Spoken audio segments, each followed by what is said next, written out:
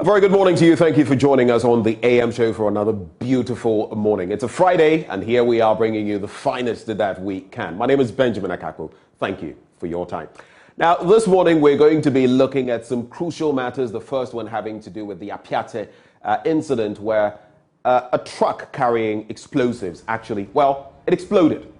And now we're looking at so many dead, close to 20 dead as of 17 hours yesterday, with tens more injured, about 60 people injured. So many questions to ask about Maxim, the enterprise that actually owns this truck. The Toronto mine has also been speaking out there. They have a statement out there. We're going to be getting the details from there. But why is it that this particular entity, I'm talking about Maxim, was in the picture in 2017 when it comes to some of their activities, including what has happened now, the way they've dealt with explosives. And now it has culminated in this many deaths. We get into the situation with the Western Regional Minister. We'll be joined by our correspondent in the Western region, and we'll also hear from the Toronto mines. That is the first bit we're going to be contemplating this morning on the show. We're also going to be looking at some other matters this morning. Even as we delve into the newspaper review, we'll be looking at other issues. There's also the case of the Utag Strike. And yesterday, there was a bit of, not an outburst, but Professor Ransford Jampo actually put something out there on the back of Utag's stance to continue its strike. And not just Utag from one institution, the University of Ghana, to which Professor Ransford Jampo belongs, all 15 of them. We'll be walking you through some of those. Don't you forget, your interactivity is crucial to our show. We'd love to hear from you. So send us a message on social media with the hashtag AMShow. If it's possible, we shall activate the phone lines and get interactive with you.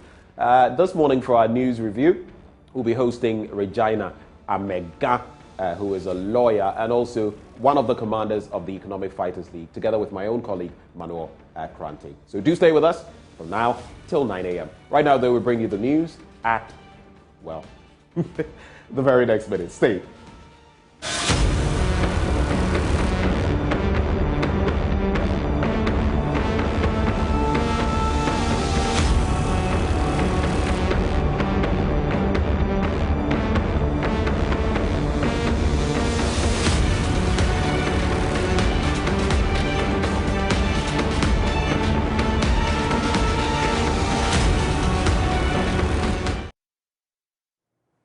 Hello, good morning and welcome to the AM News with me, Mapisa Sibidi. Now, first story, at least 17 people have died and 59 others injured in an explosion at Apiate near Bogoso in the Western region. Thursday's explosion also created dry gorges in the middle of the Bogoso-Bordi road, creating vehicular traffic on that stretch. Police say it is collaborating with other first responders to bring relief to survivors and the community. Reports say a designated mine explosive truck carrying explosives was crossed by a tricycle and went underneath the explosive truck.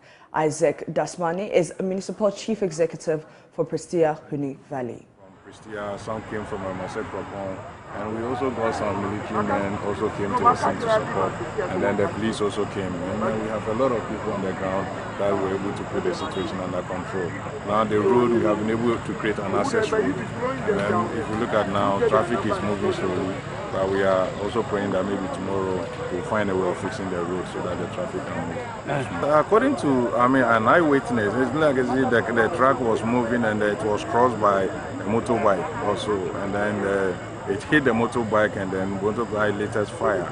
So the driver got down and then he was telling people to run away. And and some people were also trying to find out what was really happening. While the driver was shouting that people should run away. So I think it happened and around, about 10 minutes time, the whole thing exploded. So people who were trying to rush to the scene were the people who were mostly affected. And if you look at some of them were in critical condition. And as I speak to you right now, we have sent, about 3 of them to Kumasi. And then some people were also referred to Tapa. And for now, we have about 17 dead bodies. But the whole place, the whole, community is gone. All the roofs have been ripped off. And then if you look at some of the buildings too, they have also collapsed. And sometimes you might see some block building, they have all collapsed. And some of them were in their rooms and then they were trapped, and they were able to rescue some of them. Some of them, unfortunately, before we rescued them, they had already gone. So, in fact, it's a very sad situation for me today. So, I've been here since afternoon up to now, until we are still here and then assessing the situation. Yeah, this night we have created some relief center at Bogoso, because here now the whole village is gone. So, we ask those who are carrying their things that we will put them in the vehicle and then we'll send them to Bogoso. And some too have some friends that they feel that they are going to lodge with. And then the parish center, we have asked the mission now that they should spare us with the parish center so that we can keep them there till tomorrow morning. Then probably we'll find a place that will be more comfortable for them to stay. Let's also hear from Assistant Head of Training for the Ambulance Service in the Western Region, Prosper Ma. Around that there is an explosion at a PAT in Bogoso, Christian Huni Valley area, and we deployed all our ambulances in the Western region. Currently, we have 9 ambulances which has been dispatched to the scene. And as at now, we got here, some of us got here all the way from Takrady to Bogoso, Huni Valley area around 4 p.m. And upon reaching the scene, we realized that most of our ambulances have deployed, sent most of the cases to the nearby hospital. For example, Tapa, Bogoso Health Center, and then Wasakropon. Then at the moment, per hour ambulances, the number of cases that they have dispatched, we've sent 57 casualties to Tapa Government Hospital, Bogoso Health Center, and then Wasakropon. At the moment, we have 4 casualties who have critical condition, and Takrady ambulance, Wasakropon, and then Bogoso ambulance have dispatched them to Confounder-Chief for further treatment. As at now, I cannot confirm the number of dead bodies at the scene, but I know there are a lot of dead bodies around, which we can't confirm for now. For now, a lot of them are having severe pains. Some have femur fracture, some also have severe head injury, and the severe head injury ones have been moved to Efiakwanta for further treatment. Away from that, students of the Simon Daidong Domba University are worried about the silence of President Akufo-Addo on the strike by the University Teachers of Ghana. They say the action is having a toll on them. Students of the Simon Daidong Domba University of Business and Integrated Development Studies were happy upon hearing President Akufo-Addo will be at the campus for the investiture and swearing in of the first Vice Chancellor and Registrar. They had a belief and conviction that matters relating to industrial strike embarked on by some labor unions in the country's public universities will be included in the president's speech. For students at SDD UBITS, this is the 4th time since November 2021 that academic activities have grounded to a halt at the university. They claim that they are bearing the brunt of the strike action more than their colleagues in the other universities in the country. Though they thank President Akufo-Addo for coming for the investiture of the Vice Chancellor and the swearing in of the Registrar, it is of no use when the lecturers are on strike. Happy about that. But now, the issue on board now is the strike. We students of UBS have been on campus here since November. Our lecturers went on strike. They addressed that. And now we are in here, January, and they are still on strike. The president never talked about this. This is hurting us. We waste money here, day in, day out. We spend a lot here on campus. Our president never addressed this, and he's gone. Just like that. Does it mean that we will still be here without going for lectures? Pouring into this institution money, just like that. We are really, I think we are wasting our time. At the same time, wasting money. By this time, we're supposed to be doing something, even almost getting to the quarter of the trial. But as of now, we are not doing anything. students are here idling around. And as we are here, we are taking money from our parents, we are sending, we are eating, we are bathing. We are expecting him to say something about that, which he didn't. As a student being here, the only thing you need to be impressed about is you going to lectures and having your assessment, seeing your exams results and stuff. And now we haven't even seen our exams results. Some of the results yet still we haven't seen them in our portal. Meanwhile, President Akufo-Addo has assured public universities in the country that government will initiate policies and programs to enhance the capacity of graduates to contribute to the socio-economic development of the country. He noted that with the establishment of the Simon Long Dombo University, which has the mandate to train students on research, business and other related areas, it will mold them to achieve higher education through creativity, entrepreneurship and innovation. President Akufo-Addo has been speaking at the investiture of the first Vice-Chancellor and swearing in of the first Registrar of the school. The matter of the seed capital has still not been resolved. I'm in active discussions with the Minister for Finance on the issue, and I'd hoped that by now it would have been addressed. Let me assure you by my presence here today that it will be done very soon, as well as the completion of the library complex. I doubt, however, that in the current circumstances of our public finance, whether we can produce at one go $100 million.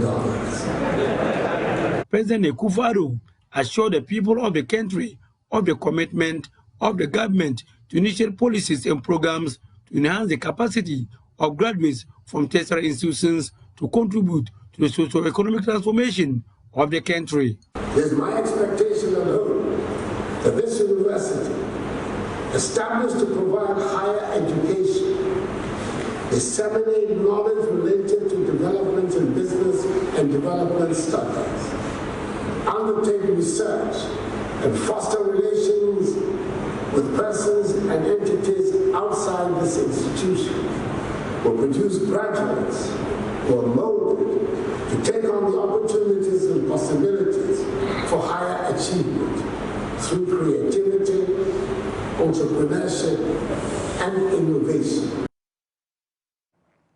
Sexual harassment, extortion, frustration and weak communication skills are amongst the many social challenges faced by students in several educational facilities in Ghana. In a quest to upgrade social relations between students and staff and to end rampant social vices on campus, the Kumasi Technical University has launched its maiden Students Matter Most project. There's more in this report.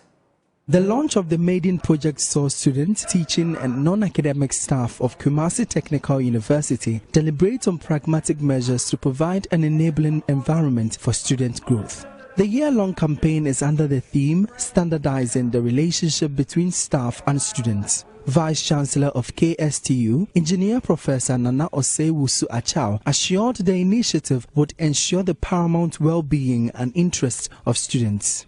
I've witnessed on many occasions lecturer-student relationships that can best be described as a master-servant relationship. In a number of instances, we as lecturers, we take the high stand, and then the students, they are the lowly people who are only good when we feel they are so. But for the most time, we treat them rather sadly, not what we expect to be meted out to our students. Management of the university has instituted periodic student orientations for effective communication, access points and helplines, and peer counselors for a conducive and friendly environment for teaching and learning. Some fresh and continuing students of the university are optimistic the approach would imbibe confidence in students and safeguard their stay on campus. As a continuing student, I believe that now I can go to my lecturer, even the non-teaching staffs, for help. But before, it was a little bit funny to even go to a teacher. For me as a guy, it wasn't quite easy for me to approach a lecturer with my challenges or the problems I was facing. So today's, it will help since I've gotten the protocols I need to follow. I would have the courage to, approach every lecturer. I'm shy and then I was afraid to go to anyone to ask for help, even know my way around on campus, but now I'm okay and then I think I can walk up to anyone for help.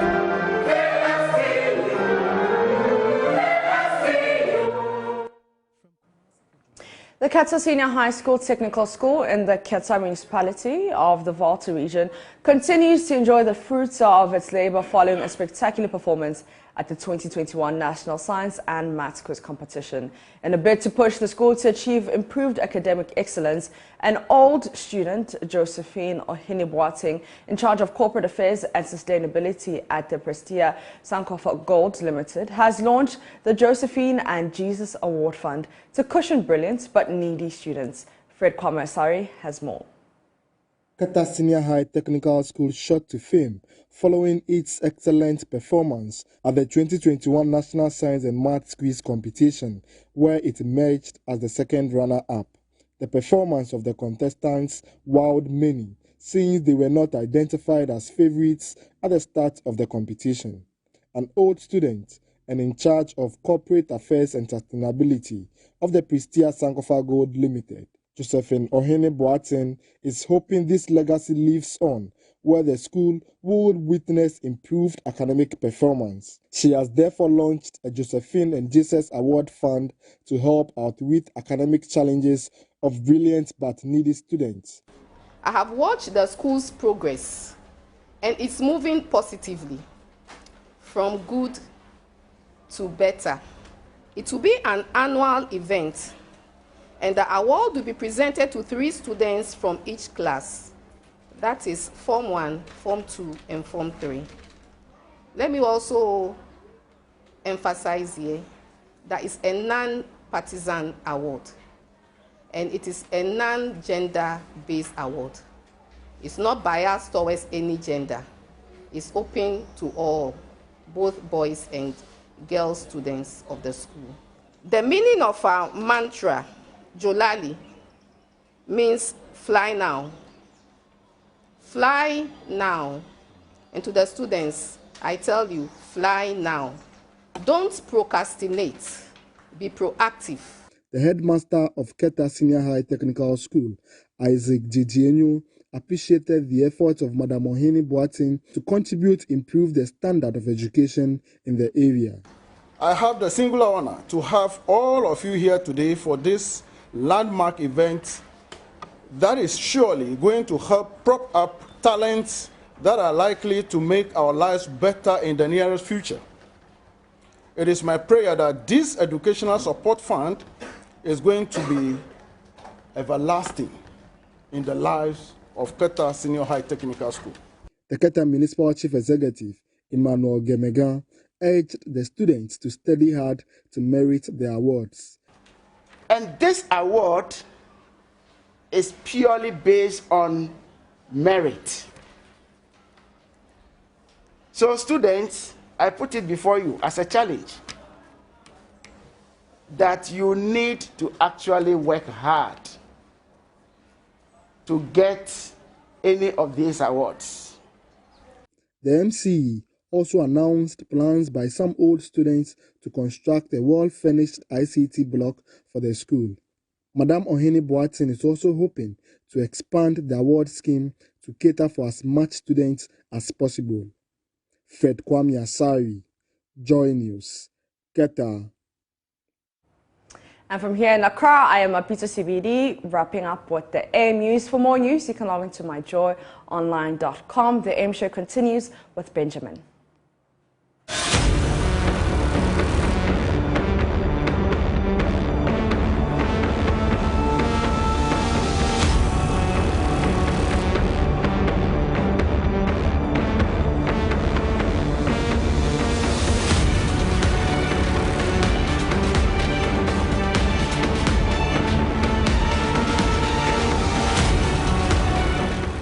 Well, thank you so much for joining us. It's time for our news review, and one of the topical stories we're going to be looking at, that explosion in Apiate and the resultant mess, chaos that has ensued. We'll bring you all the details about that. We've heard from Mr. President, we've heard from former President John Dramani Mahama, I should say. And where do we go from here? Now, just focus on the fact that later on the show, we're going to be hearing from the Western Regional Minister, together with others, the Chirano Mines. Their representative will be speaking to us as well on this matter. But let me come into the studio now and engage Manuel Kranting, my colleague who joins me this morning for the news review. A very good morning, Manuel. Going. On a morning when you say Mahami instead of... I mean, kind of get it. You were terrible from last night with like yesterday's explosion in Apiate. I mean, terrible way, to end the week. The year 2022, it's come with its own... different levels and different strands of tragedies. But of course, from road accidents to gang clashes. The gang clashes in Nima, which we're going to get into extensively. And now this explosion. Attacks on radio stations. And exactly, radio. But we've, I don't know, these explosions, from time to time, I mean, it may take some years, but then we get back, whether it's gas explosions or explosions of this sort. And the interesting thing, even before we take what the papers say, the interesting bit is that in 2017, there was an incident. Which took the Interior Minister to this specific place. Yeah, exactly. And here we are back. I mean, it appears they did a few things. I don't know whether for show, how. But here we are back at the same point, which means there are problems that were never really resolved. Exactly, and it's raised questions about the conveyance of the materials, the explosives. Right. We're told that, there are regulations, in the law that actually stipulate how explosives of such nature must be conveyed or transported from point A to point B. The questions that we're, asking are that were these regulations, followed to the letter? Right. Was there a weak link anywhere? Was there, an oversight? Was there a deliberate, dereliction of duty on anybody's part? And these are questions, and it hurts that almost all the time would have to, do a postmortem of these incidents after they do happen, when really, almost all the time, the handwritings have been pretty glaring, on the wall.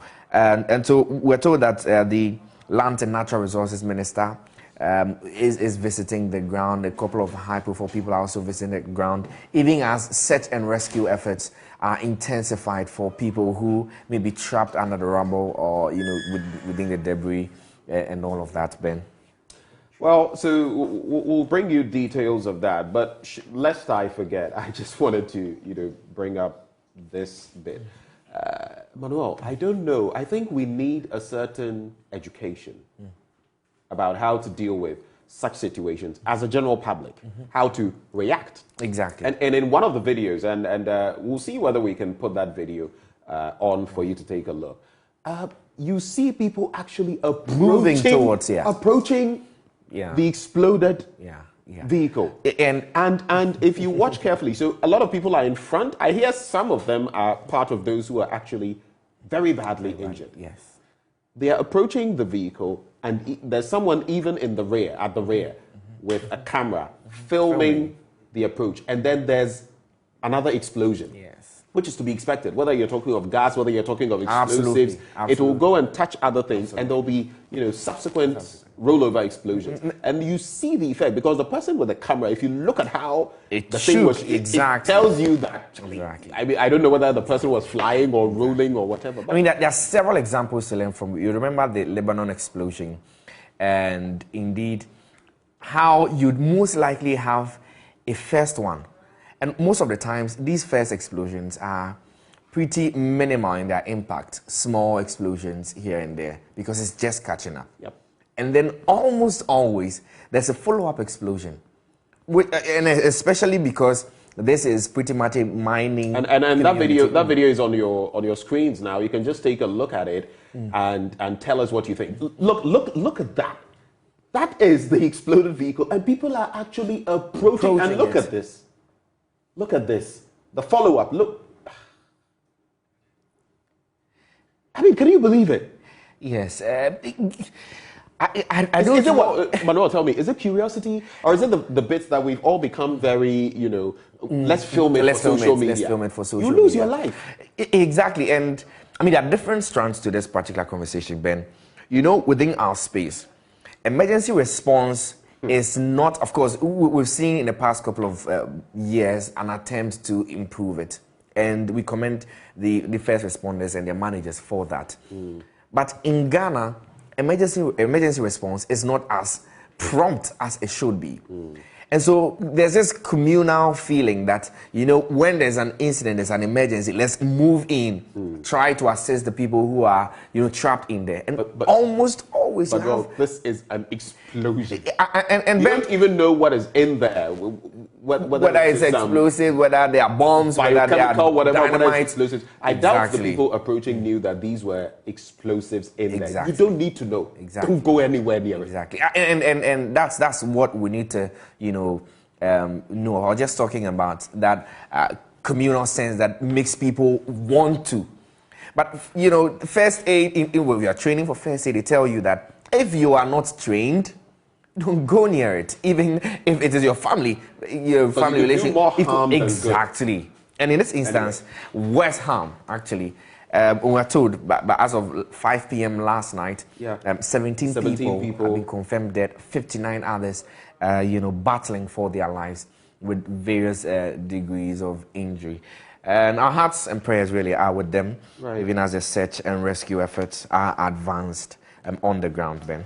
And this morning we shall try to interact with the Western Regional Minister to give us the scoop on that. We'll have our correspondent in the Western region, Natalia Kwanza, as well join the conversation. And we'll also hear from the Trano mines in here. Though not directly involved, we know about their entire link to all of this. Yeah. But let's say a very good morning to Regina Amegan, who also joins the conversation. Regina, a very good morning to you. If you can hear me, Regina.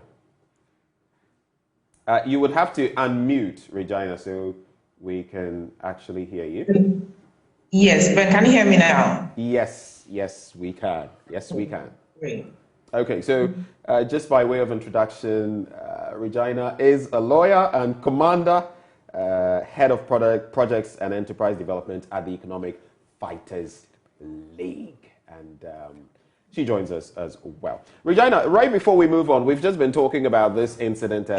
Thank you for having me. Right before we get into the papers, we've been talking about this tragedy that has hit Apiate, and the Daily Graphic captures it aptly. Fatal explosion at Apiate. Community wiped out. President commiserates with family. And just to give you a bit of an update, tragedy hit Apiate, a farming community between Bogoso and Bodie in the Prestia Huni Valley municipality in the Western region yesterday, following an explosion that reduced the entire settlement to ground zero.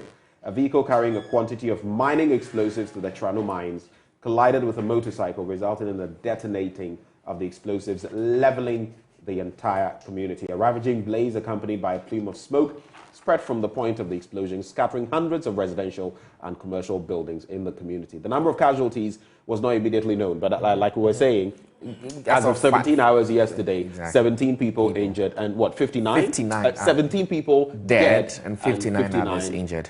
Losing their lives. Your quick reaction, Regina. This isn't the first time we've heard of an explosion. What's your reaction?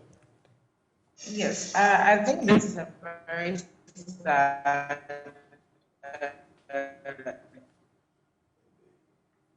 Hello, Regina?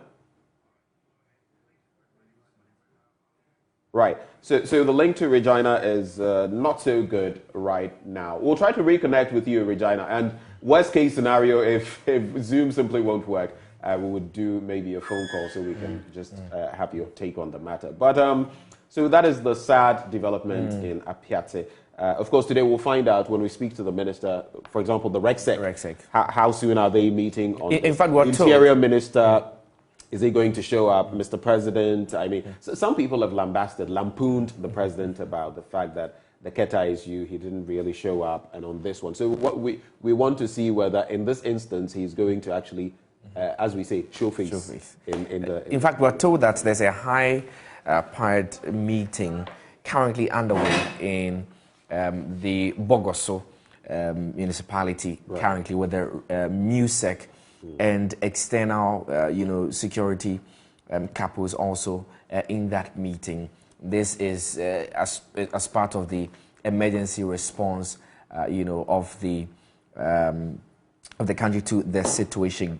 But Ben, you're making reference to, previous incidents like this. In fact, we've had an incident like this in Saum, Piambo. I'm sure you remember the Piambo incident. There was a quarry that, exactly. And so these incidents really happen.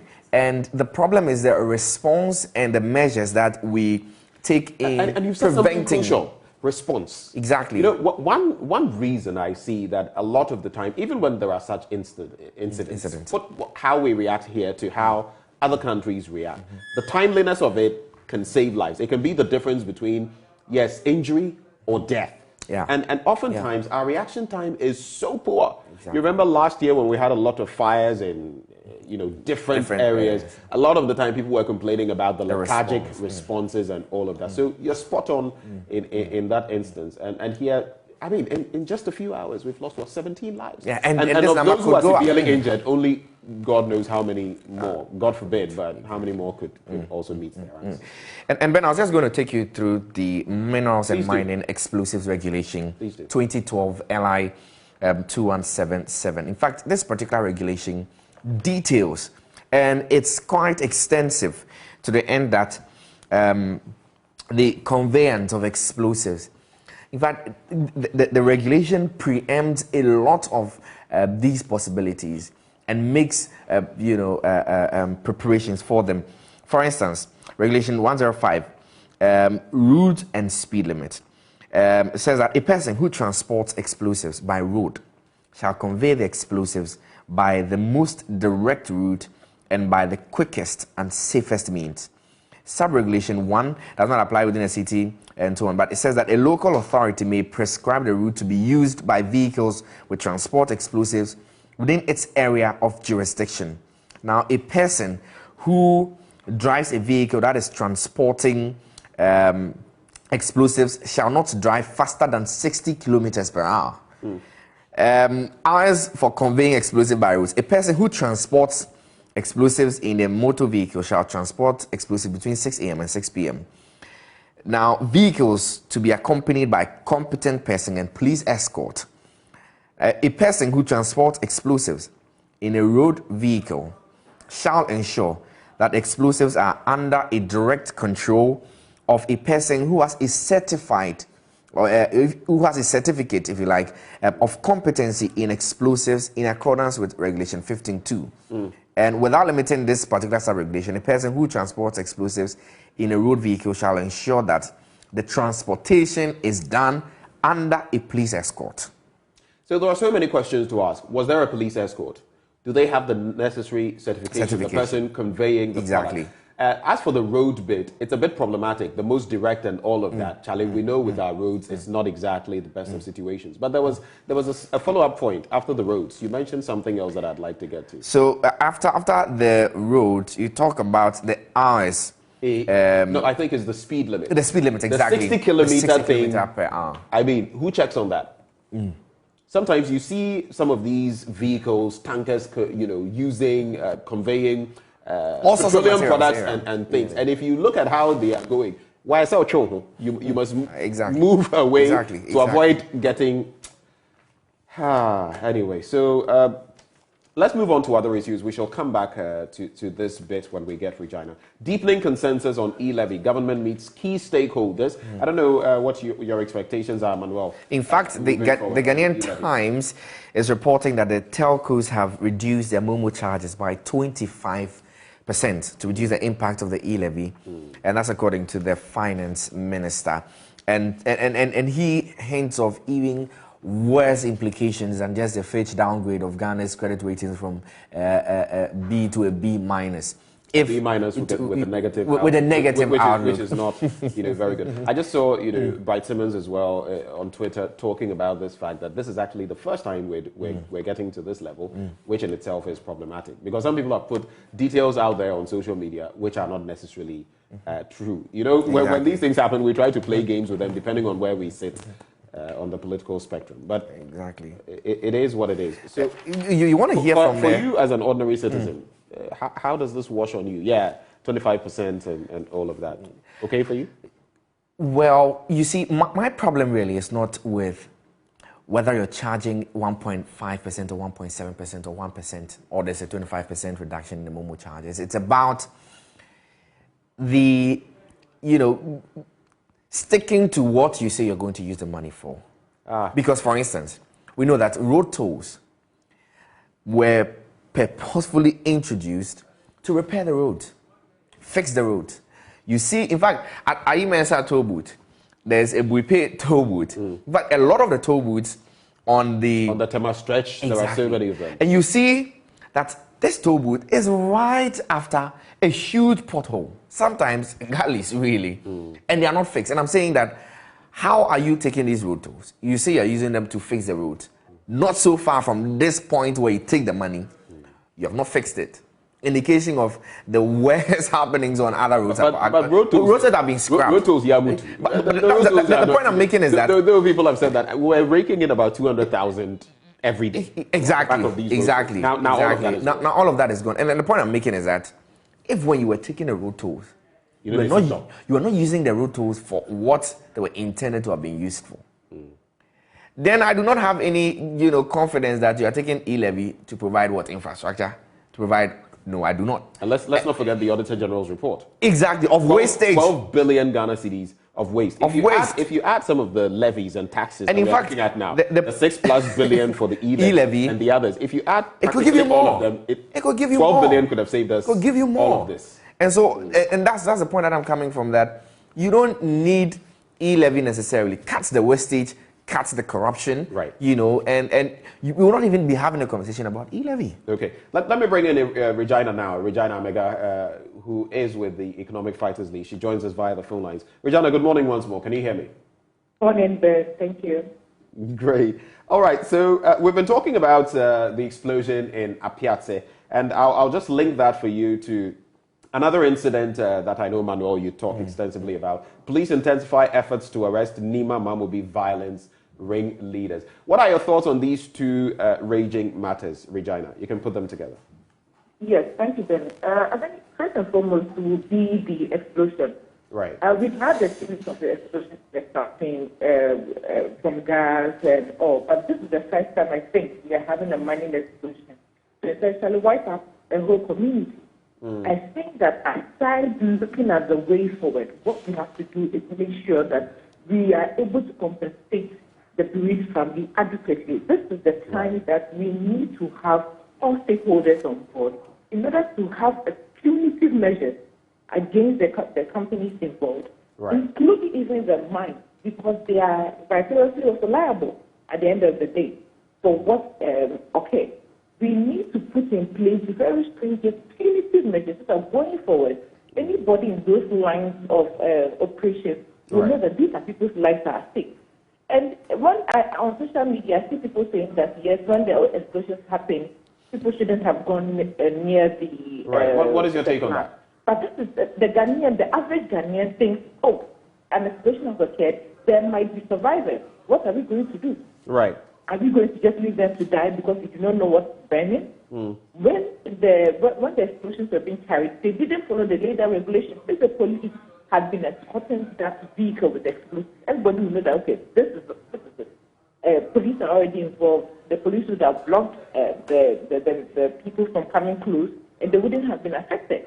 But we do not share that responsibility, and then when the normal Ghanaian human nature steps to come and help, we then blame them for being illiterate and not doing the right thing. So I think we need to put in very stringent measures. We need to put in punitive measures so that these people are adequately compensated. They should be adequately compensated because it is through no fault of theirs that something exploded in their community. Chirano mines shouldn't sit and say that, look, we are, because they are just bringing their money to our place and outsource them. No, we need to make sure that they feel it, because you must ensure that the people you are giving your duties to perform it very well. Maximum or the company involved has to be very well actually. Exactly. Right. And then that will show, that will send a signal to any other business or company in this operation. Okay. When the war incidents happen, here we had compensation, but compensation how much? Right. This is people's lives we are talking about. The compensation should be clear, should be open. People should know this is the cost of the issue. We're playing dilly-dally with these incidents. This time around, we shouldn't worry about the family mantra again. We should quantify it, the loss of economic life, the loss of family, breadwinners and all. We must make sure that each life is very critical. Each life is paid for dearly. So for me, aside looking at the fact that these companies going forward should abide by the regulations, we must make sure that they compensate adequately. The word here is adequately and sufficiently. And each Ghanaian life today, it should be on full public display for each person to know how much each Ghanaian life costs, so that these companies involved can pay it adequately. That, for me, is where I'll go with the explicit. Sounds as though you were wearing your legal cap, and you are a lawyer. You sound almost as though you were representing the group there. Tragic matter, but very important points you're making. Adequate compensation, because Manuel, these are people. Don't you forget, there will be breadwinners among those who have died and all of that. The economic, the spiral of socioeconomic effects, we can't even begin to quantify. As we sit here in our studio, what the ripple effects will be, we can't even. And imagine. even if there's going to be any compensation and all of that, I mean, the Toronto Mines, Maxim, Ghana Limited, and all of that. Recently, we're talking about that oil spill, and what the likely consequences should be. I think when we begin to really clamp down on some of these institutions, when they are proven to have been at fault, and you delineated some of the regulations, then I think they would get more responsible. And I was just going to say that even if we could quantify, in this instance we can't. Even if we you can't place any price tag. Price tag you can only mitigate the exactly. Right. And the point I'm making is, even if you could quantify it, there are people who have clearly been derelict in their duties as regarding this particular matter. In fact, we had the atomic. They were not to be sited in residential areas. It's still happening. It's still happening, and you see, perish the thought for us to have another explosion of a fuel station tomorrow within a community or residential area. We'll be back having the same conversation. People are seeing people who have jobs, who are paid to ensure that these fuel stations are not sited in the areas that they are being sited. They are seeing and allowing them to go on. Just like, in some of the instances that this morning we are discussing, clear the election of duty. And we have not confirmed, but as we were saying, questions about police escort, questions about certification of speed limit. Because yes, even the route crosses you and you're trying to, but at what speed? And that would be even difficult to exactly. And even the route to talk about. The route that is to be used for, was it the safest? Was it the safest? And it's supposed to have been designated by an authority. Did that authority know that there was a transportation of such explosives? Before I bring in Regina, as we move on to the Nima incident, that also brings to mind, have you noticed how these big trucks, the ones that typically convey these, instead of being more, charitable, because they are huge, they are big, and a lot of these trucks have a lot of blind spots. There are so many things they can't see. Clear. But they are rather the bullies on the road. Exactly. They see you and they want to. It's basically you move aside or we run over you. Exactly. No, that's how it is. Exactly. And I think that mentality in itself, I don't know what training these people get, but that in itself is problematic, because sometimes the accidents occur because they are simply being reckless. They don't care about the rest of you. They feel we are big. And we have this. Yes, it will affect you. Exactly. It will affect you, so you move away. Yeah. And that's what we're talking about. Anyway, so police intensify efforts to arrest Nima Mamobi violence ringleaders. And there's a reason we're focusing on these two matters. They are the biggest stories, we've had this week, and that's why we're actually throwing so much light on them. Before Regina comes in, just paint for us. You have been on the ground. Exactly. Nima Mam will be the turf war there. What was the latest you can share with us? Well, we know that yesterday the Zongo chiefs held a crunch meeting with the hierarchy of the police, arrested, and you have, in the words of the Zongo chiefs, the imams, the opinion leaders, the chiefs themselves, the politicians intervening and saying that, you know, he won't do that against my boy and all of that. And then some way, somehow, these boys are released back into the community. And the possibility of absconding, you know, escalations, because there are a lot of reprisals in these gang clashes. You know, nobody wants to accept defeat, for want of better expression. It's basically you do me, I do you. Exactly. That's the way it works. Exactly. And so if I lose to you today, I see you tomorrow, it's a new, it's a new episode. And we come back exactly. And so there's a call for the police to stamp its, you know, grounds and make sure that they do not put a human face to these crimes, because these are violent crimes. People have deep machete wounds in their back. I saw one and I just had to turn away.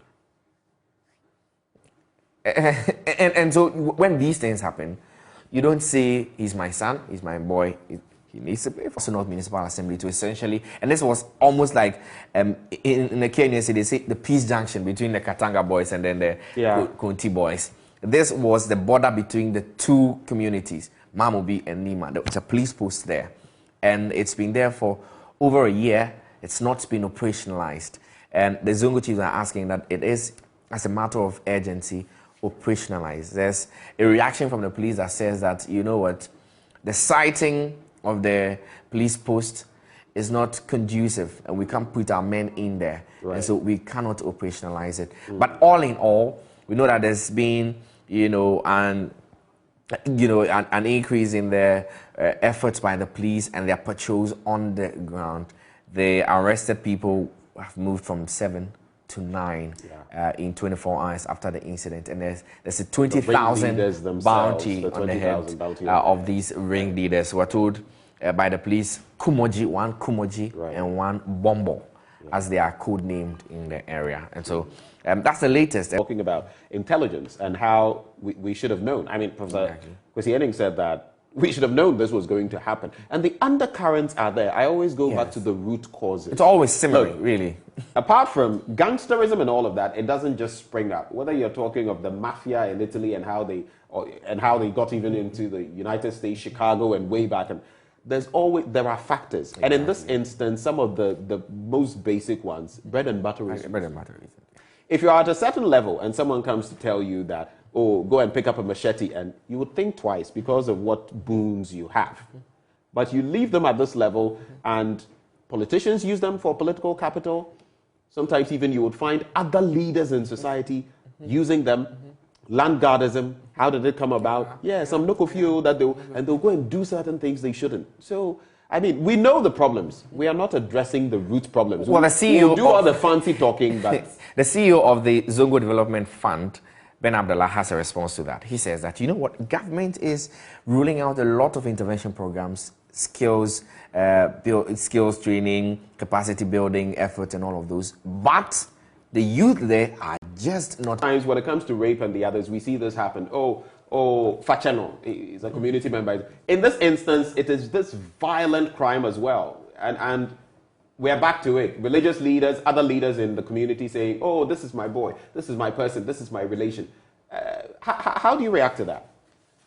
Ben, I think you guys have actually set the ball rolling on identifying the root causes. Right. But most importantly, if you look at the history of the mafia and most of these gangs, it all stems out not necessarily from the economics, but it stems out from the justice angle. When people feel that they are not able to get justice, they are not able to get, they are not duly avenged when a wrong is done against them, then they join these mafias. Because you realize that when a group of people have been wronged, or a crime has been committed against someone, and the police are not able to deliver justice, or the community is not able to deliver justice, these people turn to their gang, knowing well that this gang will go and deliver the justice they want, a tooth for a tooth, an eye for an eye. So you realize that even in prosperous economies, like in America, we can't say that the gangs or mafias were because of unemployment. No, it was because they were not getting the justice due them. Most of the Italian mafias, you go in there and you realize that it's because they didn't trust the police system, they didn't trust the court system, they didn't trust that the society or the community in which they were in could give them the justice they wanted. So the people believe that there's an authority that will be able to deliver justice for them. If the gang, if the first gang who might have been wrong, so that the police will step in and right wrong, or the community machinery will step in and right wrong, do you think they would have retaliated? No. So what is the psyche of the people is what we have to look at. You can have 2,000 or a million economic intervention, but if the people do not trust the system delivering it, if the people do not trust the whole justice delivery in their communities, they will always run back to the guns. You can disband these guns today, give them economic activity to engage in, but when an issue comes that demands justice and you're not able to meet that threshold, they run back to the guns because they believe that that is where they're able to get their response from.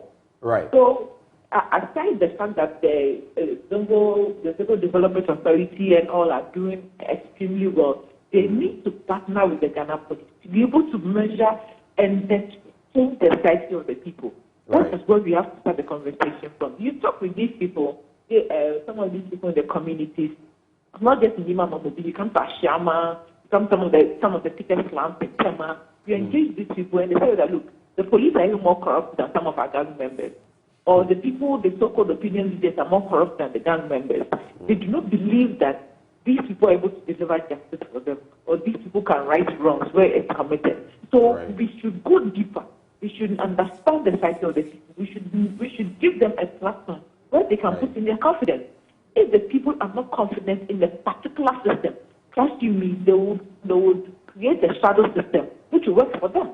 Okay. And that's why we need to not just look at the economic part. We don't need to do window dressing on this issue. We need to go deep down, investigate it, and understand the psyche of the people and understand why they would rather choose to call us down to fight their battles for them and not go to the police. The police and the community leaders should also come out and show their willingness to support. They need to be fair. They need to be just. And we should see the ability. Very important point. Really, how do you expect to appease the grievances of these people? That is why they will quickly resort to guns, because they know that in a minute these things are going to be solved, and whoever attacks them is going to get or it's also going to be attacked accordingly. But then, so essentially, let's get the psyche of the people. Let's deliver justice in a timely manner. Let's be fair. Let our police and our community leaders be responsible and responsive to the cries of the youth. It's not everything that we say, oh, it is just useful and ignorance. No. Sometimes you need to understand that these people are not adults. So long as they are not less than 18, they are adults. And they are the people who are going to be living and who are going to be working as opinion leaders in a few years. So you have to start treating them as one. And you have to start putting in place measures to let them show leadership. These young leaders they are looking at, how can you rope them in? Yes, they might have been causing a lot of issues, but then how can you rope them in? Because now the youth are listening to them. Their leaders are listening, their members are listening to them and not to the police.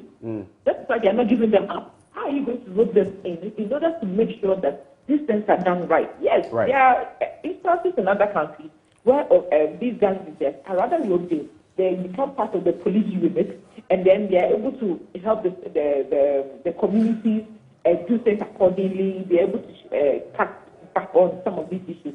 Because trust me, these gang fights and these mafia fights didn't start today. It's long years ago. We've been doing a lot of intervention. But how has this intervention worked? Big question.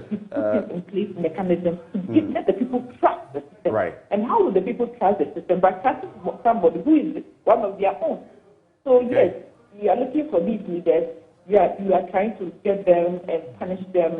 But then again, when you are ready leaders, are you sure another set of leaders will not crop up? Regina, we're going to have to leave it here, but very important points you've made, and justice. I mean, the undercurrents, the root causes, apart from the financial matters, justice as well. Manuel, I think we're on the same page on that bit. We have to go, but I just felt to be fair. I mean, these are the major stories.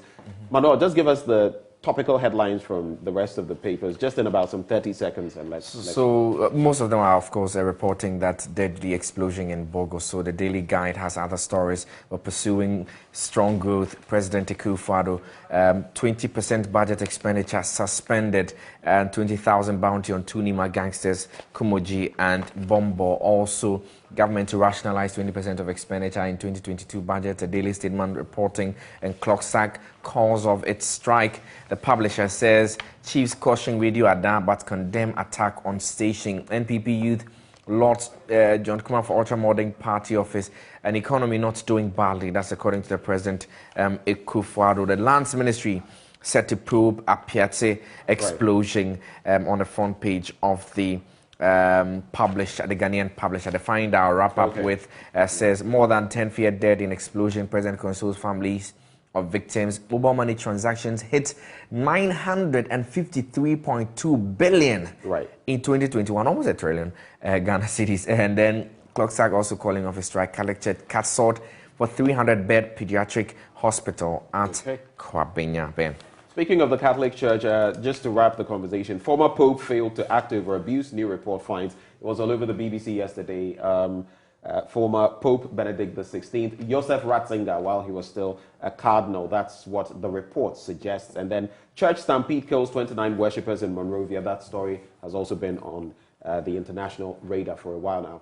This is how we'll bring the curtains down on our news review this morning. But thank you very much, Manuel Pranting, for joining the conversation. It's been a pleasure here. It's been refreshing having you on, actually. And there's also been Regina Amega, Commander, Head of Projects and Enterprise Development of the Economic Fighters League. She's a lawyer as well. Regina, thank you for joining. Thank you very much, Ben. Okay, so we're done with the news review. Expect a lot more coming your way. Up next after the break. Stay. It was actually unbearable. Looking at the whole village has been ripped off, and then there were some dead bodies and a lot of people were injured. Buildings have collapsed, and so immediately men came, fire service from Tapa, from Pristia, some came from Marseille Propon, and we also got some military men also came to the scene to support, and then the police also came, and then we have a lot of people on the ground that were able to put the situation under control. Now the road, we have been able to create an access route, and then if we look at now, traffic is moving slowly, but we are also praying that maybe tomorrow we'll find a way of fixing the road so that the traffic can move.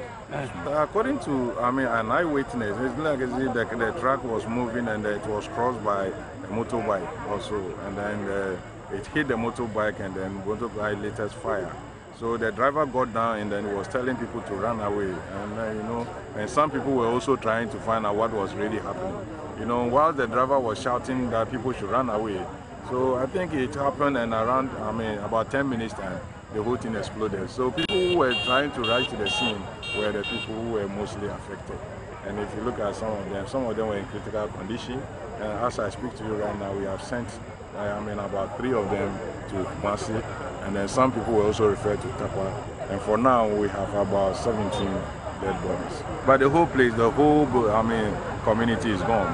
All the roofs have been ripped off. And then if you look at some of the buildings too, they have also collapsed. And sometimes you might see some block building, they have all collapsed, and some of them were in their rooms and then they were trapped, and they were able to rescue some of them. Some of them, unfortunately, before we rescued them, they had already gone.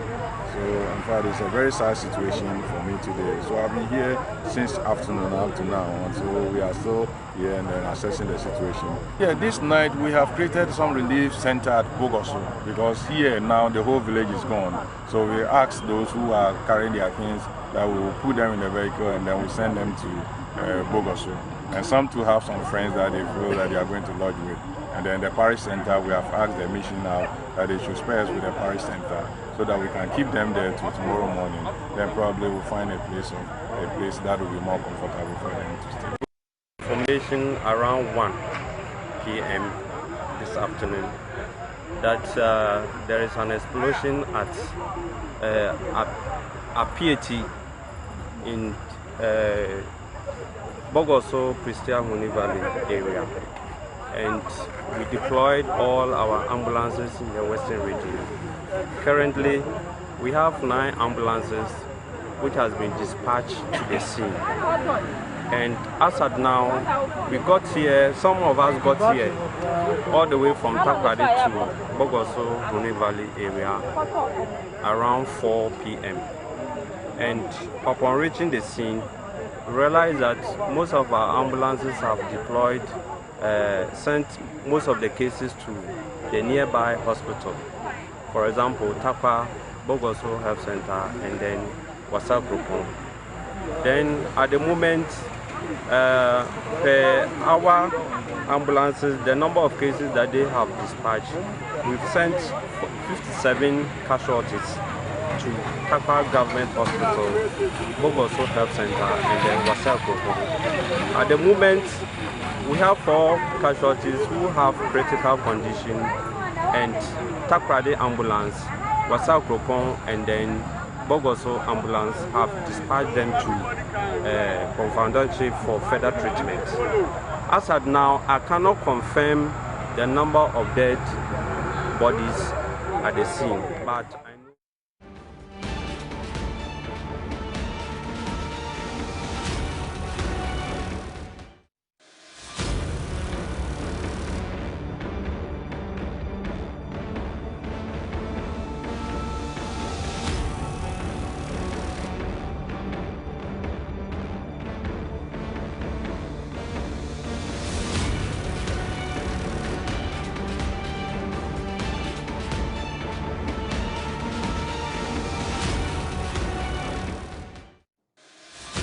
And that is the sad incident that has transpired in the Bogoso area, Apiate to be specific. You heard Isaac Dasmani, Municipal Chief Executive for Prestia Huni Valley, an Assistant Head of Training for the Ambulance Service in the Western Region, Prosper Ma.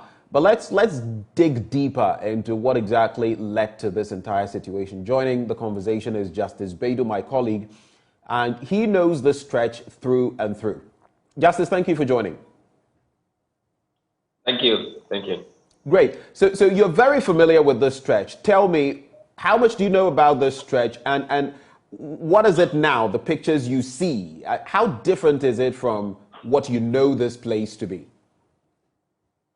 So Apiate, which is in the Prestia Huni Valley municipality, also a constituency, that route is a route that is a very popular one, especially for people who live in the southern part of the western region, because that road is the road that links the southern part of the western region, which would be Sekendi, Takrade, parts of Takwa, to the northern part of the region, which would be Sefiyoso, Bibiani, Ayamfuri, and those areas which are now most of it part of the western north region now. And so until the new regions were created about 2 years ago, this route is the only connection, the only major connection, I must say, between the southern part of the western region and the northern part of the western region. It is also the major route if you wanted to go to Kumasi, which is a major place where people who part of the western region would rather come to Kumasi to trade, because one, Kumasi provides a bigger market, and then also Kumasi seems to be closer to many of these people who grow food within the cocoa growing enclaves of the western north region, and also the northern part of the western region. And so this is a very busy route. It's a road that I mean, with the pictures that I'm seeing this morning, I can imagine the traffic that will be piling up on that route this morning. Apart from the traders and the farmers and the people who would use this regularly, this is a very big enclave for mining, artisanal mining, and industrial mining. And one of the mining company that has had this accident. It's one of the biggest mining companies operating around the BPN area, and they would usually cut their explosives and other working implement from the Takoradi port. And so I imagine these explosives would either be coming from the southern part of the western region, which will be around the Takoradi port, where a lot of these mining equipment or implement are taken away from. So this would be a major issue for people within that area. And even before we get to the socio-economic consequences, what do you foresee to be those? Because this area basically has been razed to the ground. Buildings that were not too strong, crumbling. Those that were strong enough, still standing, but very shaky. Basically, the whole area has come to a standstill. But the point I want to make, since you're so familiar with this stretch, it has to do with whether this then would be the most direct route, right? For a vehicle heading towards Trano. Yes, if you are going from Takwa, Pristia, Bogoso, and you wanted to go to Kumasi, this is the road that you would use. And this morning, if you have to use that road and there is this big disaster right in the middle of the road, you would have to wait. Because all the other routes, before about 10, 20 years ago, there was the rail line which was going all the way from Takoradi up to Kumasi, which is now almost non-existent. And so the only available route is that major route. It's a very, very busy one, Ben. And I was, posing that question on the back of Regulation 105, which says that a person who transports explosives by road shall convey the explosives by the most direct route and by the quickest and safest means. So at least I think we can tick that box or check that box when it comes to the route that had to be used, because they were going to use that route anyway. But what do you foresee, looking at the hubbub of activity in that area and now what has happened? What do you see? What do you expect to see being the socio-economic consequences of this disastrous event, Justice? I think the consequences are going to be dire, and I say this mainly for the traders. I suspect the mining companies who also use this route mainly for activities like what was being used for this car was being used for yesterday would obviously have alternative arrangements, how they are traveling from Bogoso, from Takwa, from Pristia, and heading up to Kumasi. Many of them traveling with food, plantain, cassava,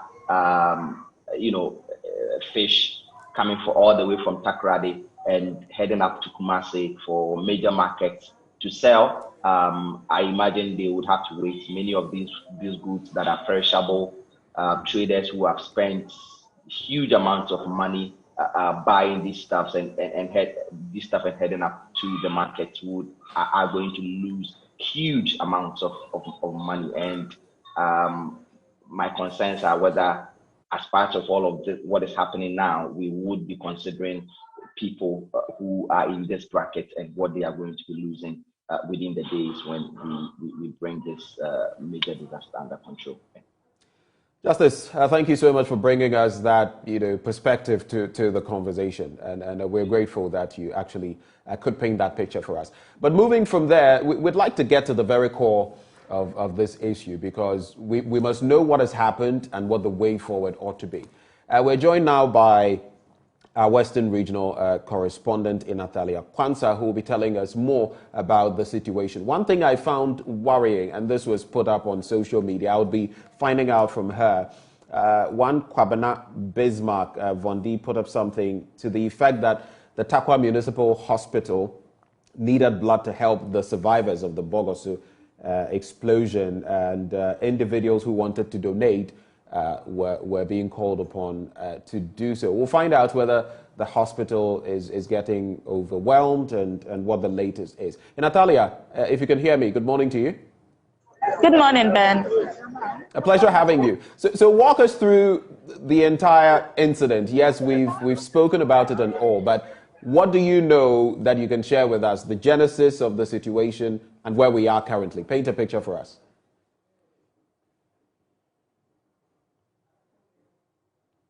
Do we have Natalia? All right, so we'll reconnect with Natalia Kwanzaa, who will be bringing us updates on that situation. But as you can see in your shot, the disaster following the explosion of that truck. The community has been literally razed to the ground. Just a few buildings still standing erect. Even then, we've been told that the rumble, the shake. Look at that. You can see in your shot another building that has just been torn apart, torn to shreds on the back of that explosion. Natalia, if you can hear me. Hi, Ben. Right. So I was asking, give us a bird's eye view of the entire story from yesterday when this happened till now. What can you tell us about the situation? Okay, so but gathering from residents who were in the community when the incident happened, they say that they saw this car coming with explosives, they say, and then all of a sudden a motorbike veered under it, and then there was a sparkle, and then the whole thing started burning, some instantly, and for some of them it started exploding, and so every house there is burnt. They've lost everything. There is nothing. They tell me that when I go to the community now, it's a ghost community. There is not even a single building because most of the buildings there are muddy houses over there. But here, where you see me standing is the St. Michael Parish Church here in Bogo. So according to this is the place.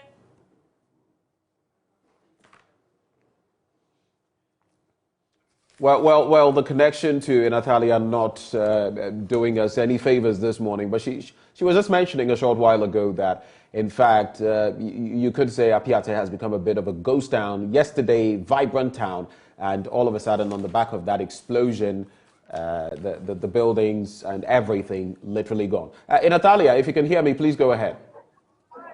Yes, so that right now, the displaced victim have been brought to the book of St. Michael Parish.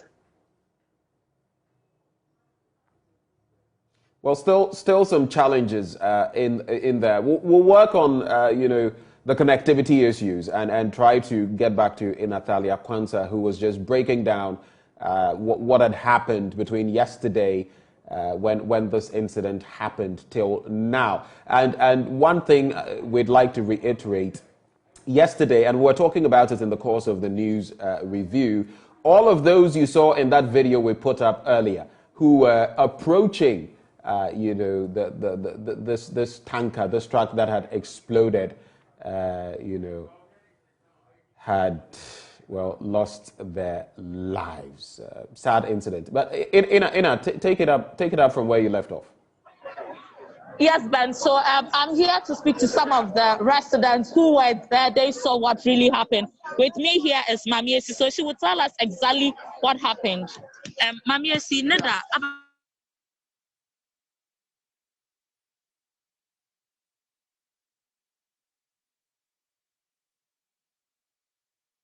Still losing in Natalia. Ina, are you back? Okay, so we'll try to get Natalia back, but in the meantime, we know that Vice President Dr. Mahamudu Bawumia, together with the IGP, the community, those affected, and take a good look at what exactly has happened. So Vice President Dr. Mahamudu Bawumia, together with IGP Dr. Kufu Dampare, will soon be touching down on Apiate in the Western region.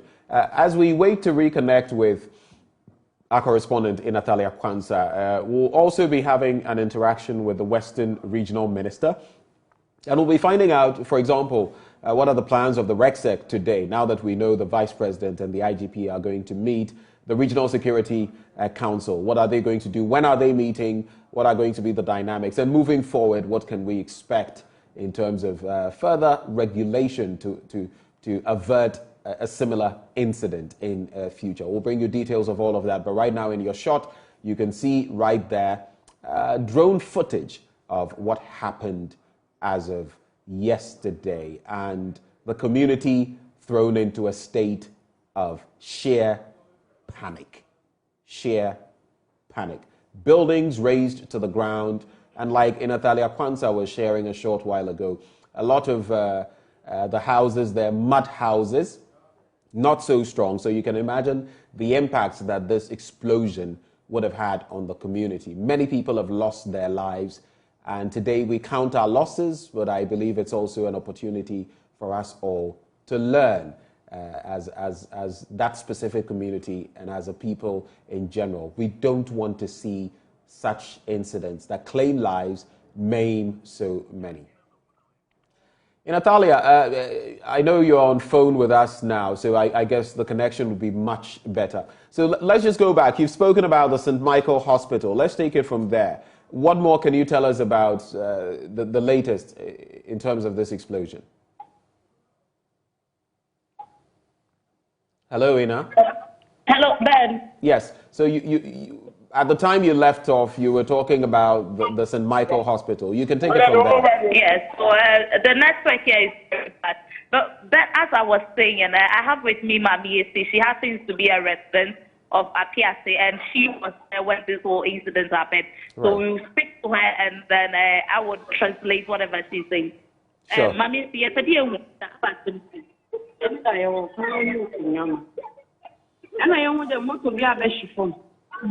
Abi kerasha ko yedu onu na car ti ko so bet na ti motor no ne tank no pai be bia petrol no o pai ti kan no du hwana na dan fast ti emu na na enwu de janale ba na ye jem ka hwan ko me shifom na me ba no me ku wona me ko je ni gwane na me ma na ya story na ye die mu ta na ye pe baby fast if ye du baby na blast hwana ma wana wewu yenya no wewu from a wewu ya traga na for one point then I come here mobo na webusiafo wo hempa yenya e bia na dana wa wodan be hia wa wodan be bu yenya e wodi na be go wan so a me ma no to wata kwa na pisineta wo ba ha no abesi da membri one assistant to them oye ya wana nyama na wodi brain by demand afi na bia wodi bipa am ti tan so ka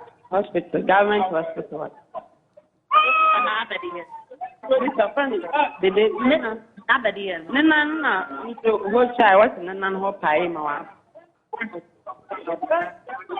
And so you heard Mami Esi, she's arrested. She's narrating to us what happened yesterday. She said they had the motor tanker bust, and then just a few minutes after the motor tanker had busted, this car which was carrying the explosive passed there, and then apparently it started igniting fire. And she says that all their buildings are gone. There is nothing left for her. She said her sister is currently at the Sapa government hospital. She was injured on the leg, but she hears that she's okay now. Then let me paint a picture of what is happening right now. What is happening right now is there is someone who was brought in here watching, and then these displaced victims have formed a long queue and taking them. Whilst I was here, I saw some residents also in Bogoso also bring in cocoa, oats, and other breakfast for the displaced victims here. I can count out to 10 Ghana must go back full of clothing, which they are coming to use to support the victims here. Then let's also speak to Mr. Pavi Mensah. I sent this video. You can see he has a bandage on his head, and then there is a plaster on his nose. He happens to have suffered some injury. So let's speak to him and find out what really happened yesterday. So Mensah, yesterday you said Neda about some of the war appears. Neda the appears at a young appears no. Cars are one of the mines for in Yamano economy in a moto Ubura or Pa Ija. It's a monoana. Eja na obi antum ko ho ya fi na wa ye dum ko bo ana obrase no so de toni na sewe e doma ewu ha na ya sam ko na ogbo me na mdafo tibra ya me ma adom wo so mu ma dom ba ho bo so mu ma dom ba ho me ba no doma mbotu a wo wu ana ya dom ko ne da de ya ntaka ba ko wa pe ti ba ya going, you know, and tell as a papa. The one yesterday, boy. No, here, doctor, for now, I just started on our one as a baba. Doctor, for now, what kind of book be? And to look at you now, I saw your phone and say, what a baby, go so, woman. I'm a hand, Yamra, the gaming car, my bike. Maybe I'm in here, I'm a bike. My mama, my baby, my baby, all right, Ben. You had Mr. Mensah also there. Literally, he was also explaining how he was in his house, but the explosion got to him in his house. Right. So I'd like to find out, I mean, from the reports we're getting, the Daily Graphic reports saying, some people posted on social media as well, in terms of the hospital facilities in the area, Takwa, and now you mentioned St. Michael. I hear they were overwhelmed in terms of the numbers of those injured, and they were asking for blood donations. Are you aware of this, and do you know whether the situation is any better in terms of the people's response? Mr. Mensah of this, and he said at the Bogos government hospital where he was sent, he didn't hear something like that. But just like we all know, there were some victims were sent to different places. So we will go there and then find out if really that is the case. At the moment, we are heading to Apiate where the incident happened to go and have a first-hand information on how the community really looks like, because these are words from the victim saying that the whole community is now a ghost town. So we want to go and find out ourselves. Right. You also happen to be where some of the survivors are, some of those who got injured. What is the current state? What can you report on the back of that? Yes, so just like after, there is an ambulance here. They told me that it was brought here yesterday. And so there is a 24-hour surveillance of anyone who feels that he feels pains or the injury is severe. So this morning I've seen the ambulance service people are sent to most of the victims who have complained of either some pain here or there. Right. And in terms of the numbers, as of late yesterday, the estimation was that we had 17 people who had lost their lives, 59 who were severely injured or injured to some extent. Has that changed? Do you have any further information on that? No, Ben. Right.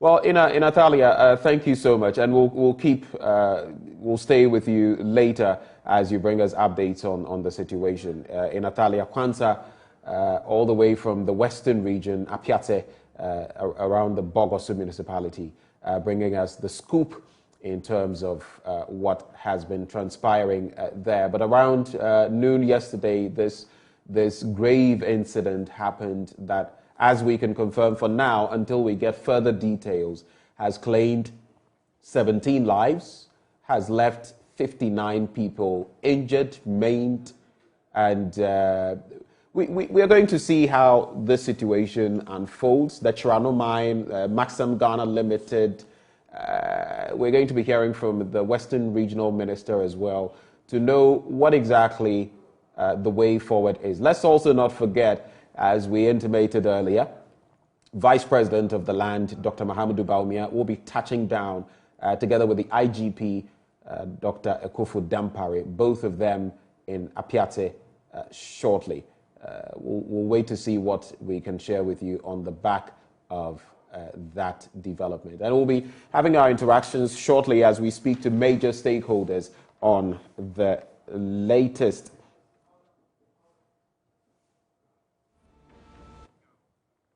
So let's continue as we delve into this story that has taken not just Ghana, but the world by storm. Reuters, BBC, all of them reporting it, the sad incident in Apiate.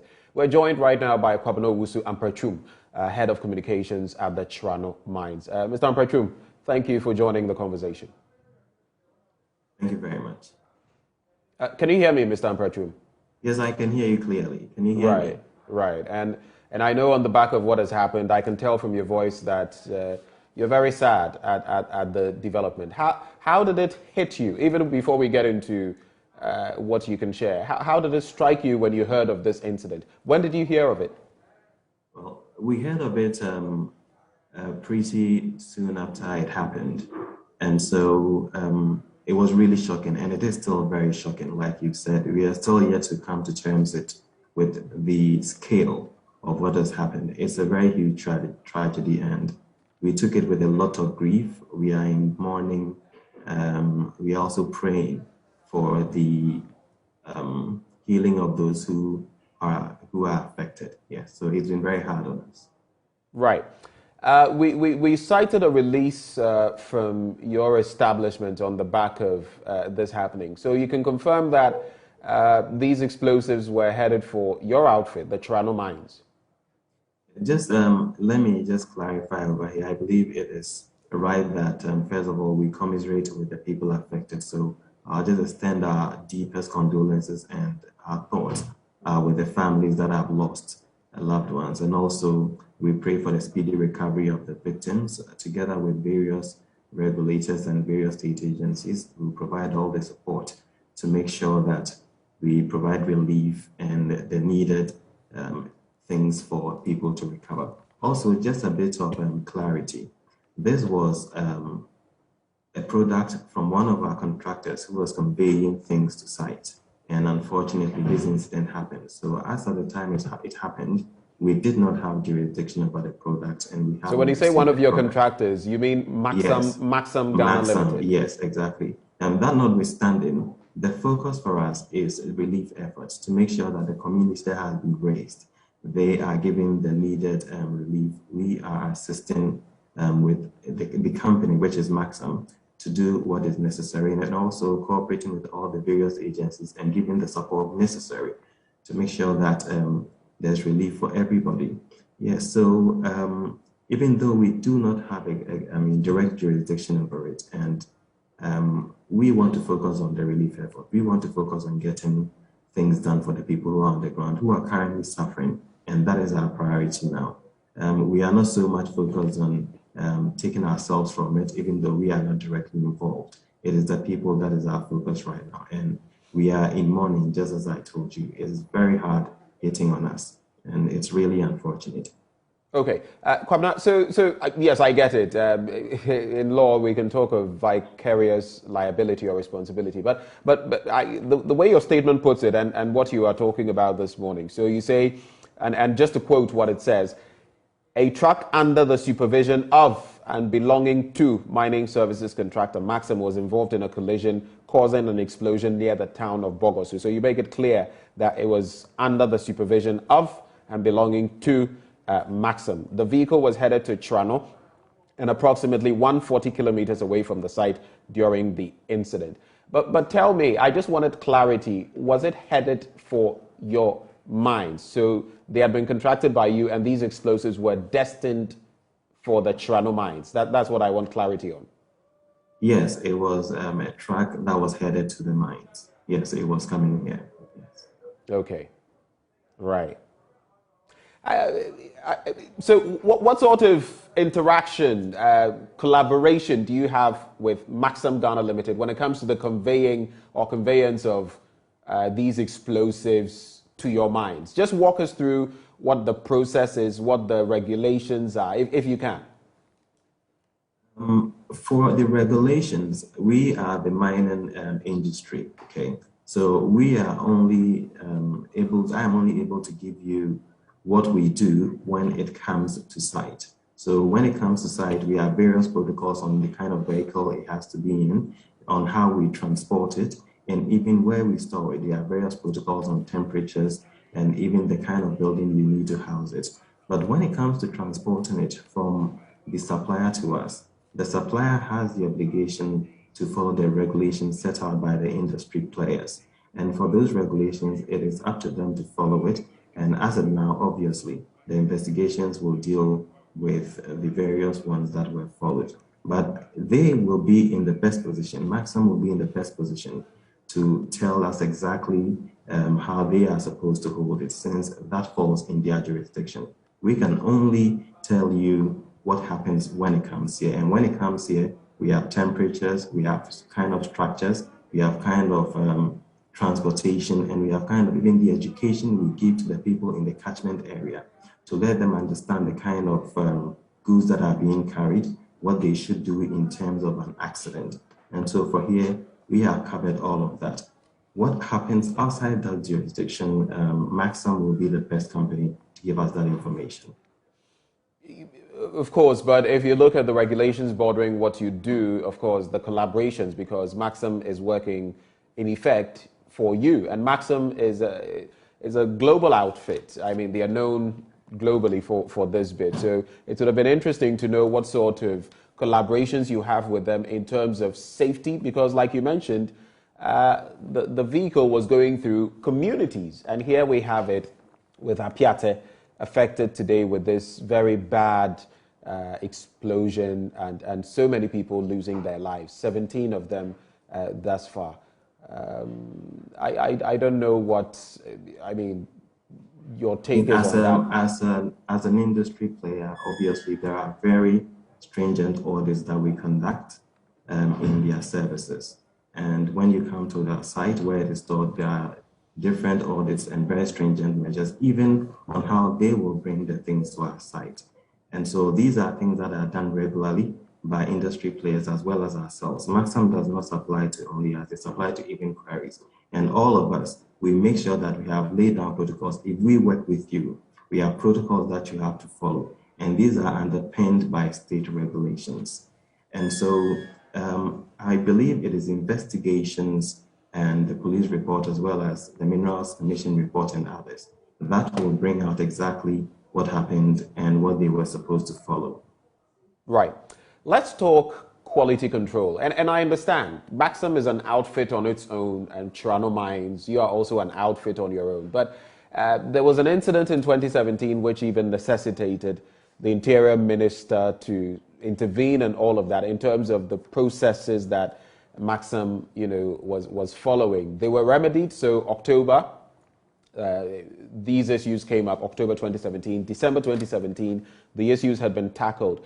Has your outfit ever bothered, as you've had Maxim convey these explosives to you and all that? Have you ever had cause to check on their quality control measures? Have you had any interactions ever on some of those matters since we try to avert disasters like we saw yesterday? Have there been any such interactions? Most certainly, most certainly. Both on site and outside site, there are rigorous interactions and rigorous audits, just as I said. And for us, every regulation has to be followed by the letter. And there's been various interactions with Maxim to make sure that they rectify the situations. And I believe that the state agencies raised the issue, and if they have not done anything by it, looking at how stringent the Minerals Commission is on making sure that regulations are followed, I believe they would not be able to operate by now. Yes, we did our part very well, and that is why we, even on the mines, if you realize, not only Chirano mines, but on other mines, because of the regular interactions to make sure that things are followed, you hardly hear of such blast. But then they also, like you said, have a duty of care to make sure that beyond what we interact with them, beyond the various audits, they also go according to what they are supposed to do. That notwithstanding, I believe that we should not preempt any conclusions over here. The police will do their investigations, like I said, and at the end of the day, we'll be able to ascertain whether there were some breaches that are in line with probably what you're talking about in 2017. And I believe it's only the investigations that will be able to conclude on that. For us over here right now, we are focusing on getting relief for the people, making sure that the people are well taken care of. And beyond that, we also look at what we can do as a mine and also as an industry to prevent such things in the future. That is very paramount to us right now. If you look at the minerals and mining regulations, there are quite a number of rules or regulations that entities like Maxim ought to be following, from the speed limit, 60 kilometers, to police accompaniment, to certification, to most direct routes and all of that. What has Maxim shared with you so far? And I want to believe they've interacted with your outfit. What have they shared with you so far in terms of what specifically went wrong? What can you share with us in that respect? Currently, we are still in meetings with them. We are still in talking to them. We are conducting our investigations as well. And I would say it is quite early for us to be able to come up with any information on that. But of course, we are open to interaction. And as and when we have such information, we have concluded on them, and we believe that this is actually what happened. We'll put it out. But then when you come to the account of what actually happened. Okay, so I just wanted clarity. Pardon my coming in here. But are you suggesting that since this happened at around noon yesterday, you've not been debriefed, you've not had any breakdown from Maxim Ghana Limited in terms of what exactly happened, what they suspect could have been problematic in the chain of transporting these explosives, and what could have caused it? Yes, we know about the tricycle or the motorbike, encounter. But are you saying you've not got a proper briefing on what happened and why the explosion happened from Maxim? Is that what you're saying up to this point? No, that is not what I am saying at all. Right. What I am saying is, since the incident happened, we've been briefed and we've already started internal investigations, and we have all the details. But as you will agree with me, we are working on that information, and at the right time, we'll come out with what we believe. For now, we will not be able to divulge that information. The information that we can put out there is what the police has put out there. For our internal investigations and our dealings with Maxim, I believe that we cannot put it out right now for, of course, other corporate responsibility reasons. But then it will not be right that we haven't been talking with them. As we speak right now, we are still engaging with Maxim. We are still engaging with all the other regulatory authorities to make sure that things are settled. So yes, we are in talks with them, and we will brief the media and other stakeholders on the information that will come out later. Will this impact the use of Maxim services in any way? I'll not be able to give an answer to that right now. I think it is too early for us to draw such conclusions. It will be based on our own investigations as well as other investigations and other proceedings. So let me rephrase the question. And just to be fair, there's nothing to prove so far that Maxim was in the wrong in any way. That's not what I'm suggesting. But should there be any conclusion to that effect, would that impact your relationship with Maxim? I will not be able to give you any conclusive answer to that. But okay. Obviously, there will be recommendations. Maxim is registered in the mining industry. They work with the Minerals Commission. The Minerals Commission will definitely come out with recommendations and findings. And we believe, as the regulators, they have our best interests. So if they come out with recommendations to that effect, of course, we'll look and then we'll be obliged to follow those things. But as of now, I think it would be preemptive to give any conclusions on what we can do or what we will do based on what has happened. My final bit to you, Mr. Amprachum. So what are you going to do in terms of victims of this incident? What's going to be the contribution of Chirano Mines? Yes, Chirano Mines, and you understand that the National Disaster Management Organization, they are best positioned to deal with this disaster. So we are going to support them. And of course, processes have already begun to support them with relief items and other things that they need to be able to take care of the injured and also to be able to handle the deceased and console the families of the deceased. And there's a full support from our outfit to all the agencies that are dealing with it to make sure that the people that are involved are amicably well taken care of. Mr. Amprachum, thank you so much for joining the conversation. Kwabena Owusu Amprachum, Head of Communications with the Chirano Mines. We'll keep on this beat as we bring you further details about that development from the site, from the hospitals involved, and from eyewitnesses as well. As and when we can bring you more information on the Vice President and the IGP as well, who are touching down there in a bit, we'll bring that to you. We take a break. We'll be back.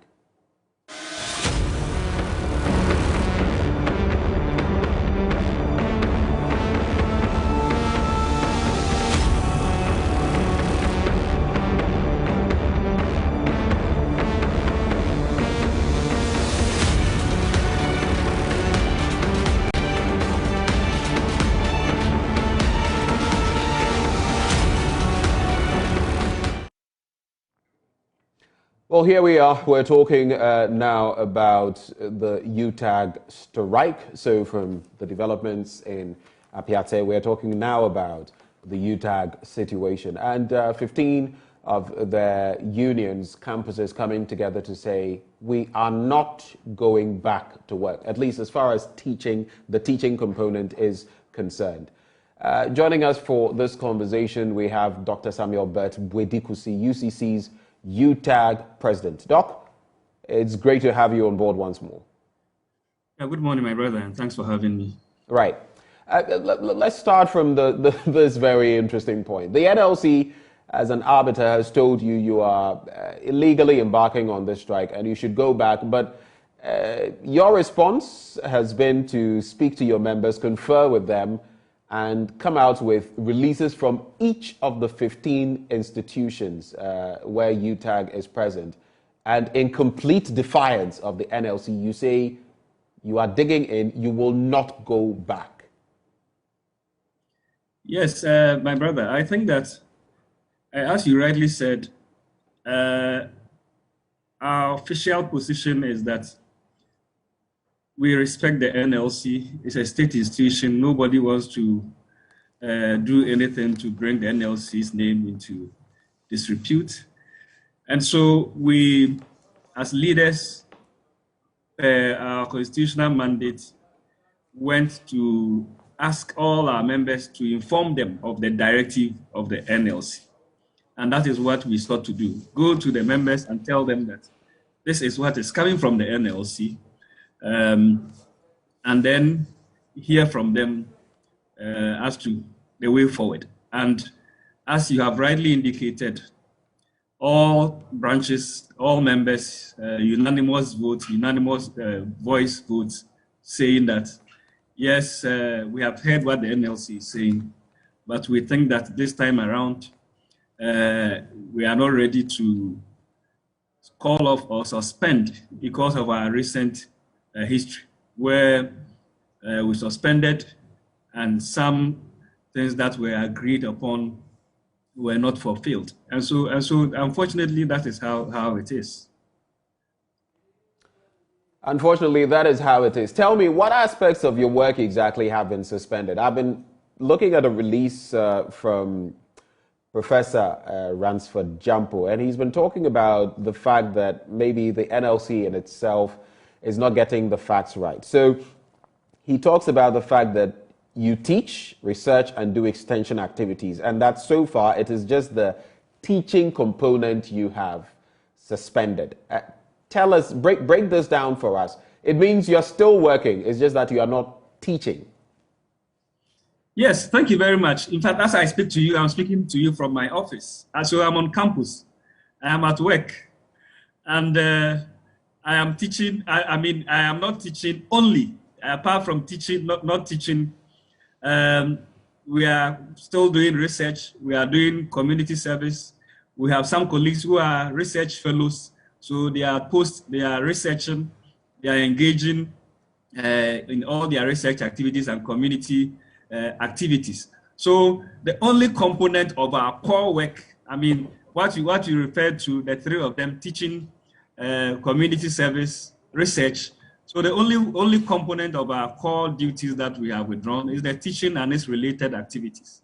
Yes. So I think that it should be rightly, it should be contextualized. So somebody just said that you are on strike, you are not working, and that is not correct. We are working, as you are aware. Students, first years have been on campus. They've gone through orientation. We receive them. If you go to the halls, the hall masters, hall tutors, all others are actively working. We have received them. They've gone through orientation. So It is not to say that we are not working. We are at work. Just that one aspect of our duties is what we have withdrawn. Albeit a very important, a crucial aspect. But so how then does that make you feel? This is something else that Professor Jampo responds to. How then does it make you feel, the suggestion that since you are not teaching, maybe your salaries or benefits for the month of January should be suspended? That has been spoken of. It's been put out there. How do you feel about that? Well, I think that in crisis management and the situation we find ourselves in, people who are supposed to be the neutral arbiters, who are supposed to help resolve these matters, should not be the first people to go out there to put out these kinds of threats. It doesn't help the resolution processes that all of us are looking for. And so in the past, we have heard some comments from some communicators from the employer side.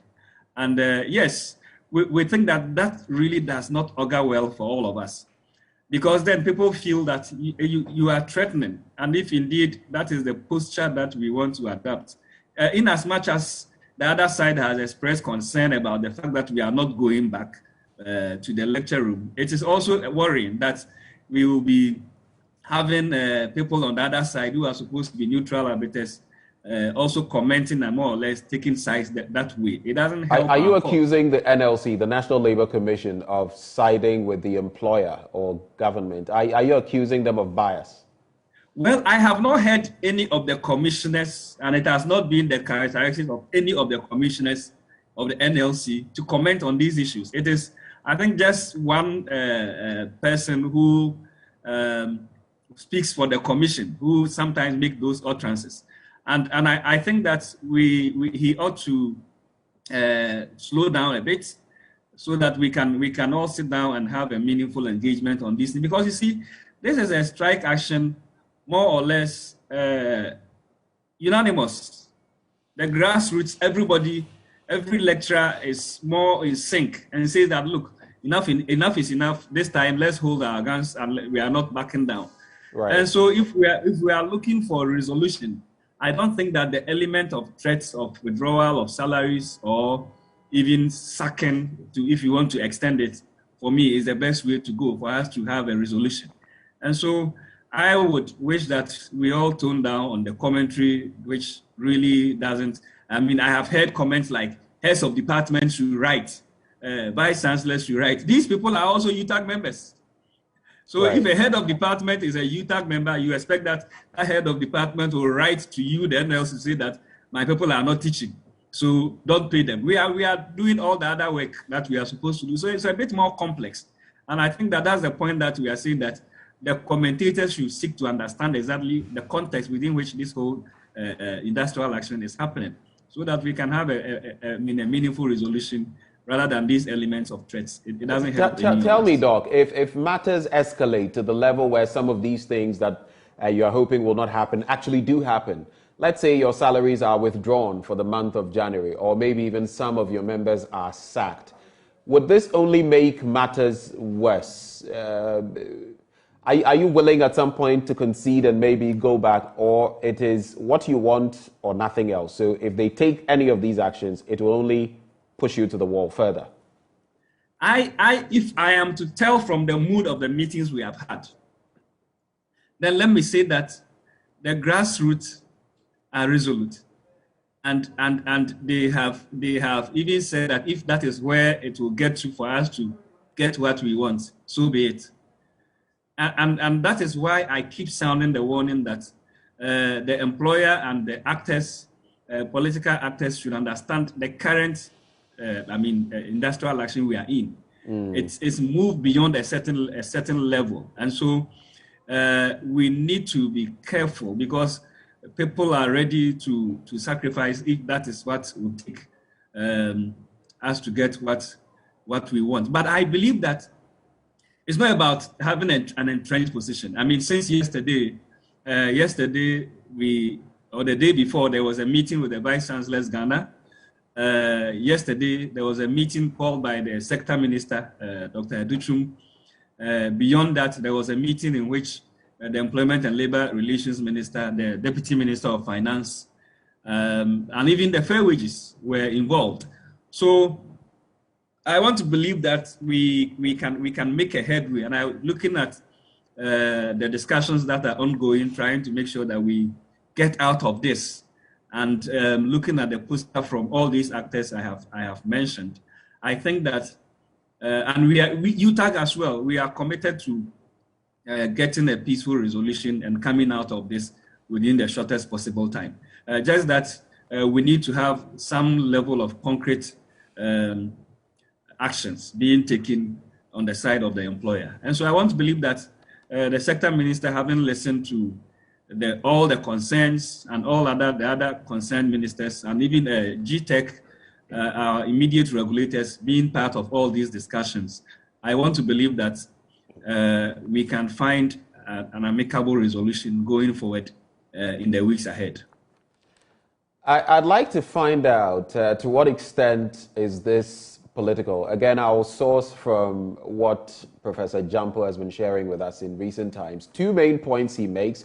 I just want your take on it from the standpoint of teachers and maybe dealing with the political elements, because like it or not, your employers will be from those circles. So let me just read this to you in case you've not already seen this message, which I believe you have, but so we can discourse on it. In one of the points that Professor Jampo makes, he says, we know how lecturers fighting for better conditions of service in 1995 under Jerry Rawlings, and these are his words, a semi-dictator, were handled, and we gladly will compare it to how we are currently being treated by a regime headed by a Democrat, a good constitutional lawyer, and a very well-known human rights activist who has himself led demonstrations before. He adds to this, in a recent study, whose findings I am privy to, and by the way, this was conducted by Jampo Not, it has nothing to do with us. The current regime won massive support from lecturers in the election that got it to power. Out of the 81 polling stations across public tertiary institutions, the party of the current regime won 69. May this palpable sense of ingratitude to the cohort of citizenry, 78% of whom can be described as a base of the current regime, ginger lecturers to keep even more faith with this regime. He says it in line with breaking the eight. So let me tell you, let me find out from you. How political is this entire situation, and will it take political will to do what must be done on the back of what Professor Jampo is saying? Well, I wouldn't want to veer into the angle of politics because, I mean, as I indicated, this is, if you check from the meetings we have held and all that, this is something which is about a union. This is something which is about everybody. Of course, if nothing at all, I can judge from the meeting which I chaired in the University of Cape Coast.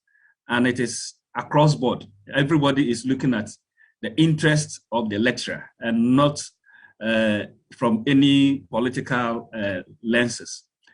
And in terms of commitment of the political class to resolve this, well, so far as I am concerned, I have not seen any oppression or otherwise. But I think that it's better we put it in context. As I indicated, so far as I'm concerned, the immediate political actors who are supposed to help resolve these matters are the people, as I mentioned yesterday, we met virtually almost all of them. The Minister of Employment and Labor Relations, the Deputy Minister of Finance, the Minister of Education himself. And so I think that the people who ought to understand the issues and critically help deal with it are the people who are acting. Maybe what probably is missing is that one may expect that maybe very top members of the government or the top hierarchy would have waded into this as probably it happened sometime back in the 90s.